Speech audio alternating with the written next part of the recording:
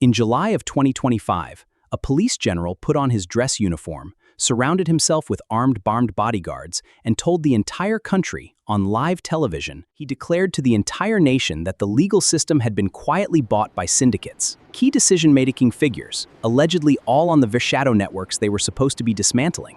That single press conference is the reason we're here today, and by the end of this video, you're going to understand why some historians are already calling this the most consequential commission of inquiry of our era. Let's take the executive leader who governed for nearly a decade under a shadow of complete control. This wasn't standard graft, an outside wealth that they could essentially appoint high-ranking ministers.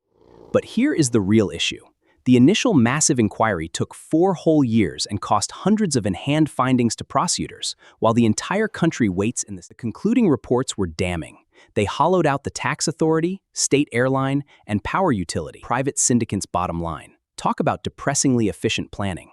Enter the successor, promising to be the cleanup guy to drag key institutions back out of the swamp. And to be fair, he did have a major on the global stage, publicly calling out wealthy governments for acquiring 4 times what their populations while Africa got scraps.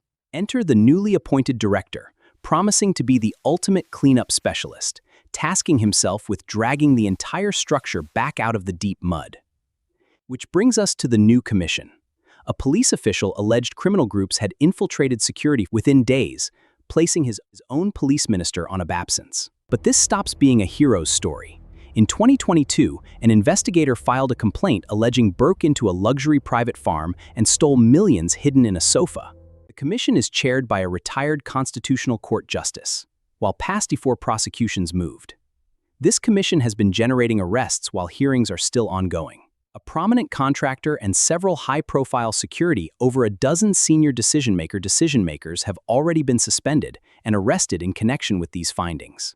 Then there is the political fixer who spent hours declaring he would not incriminate himself before trying to as a legal shield, proving this review actually deliver immediate world consequences.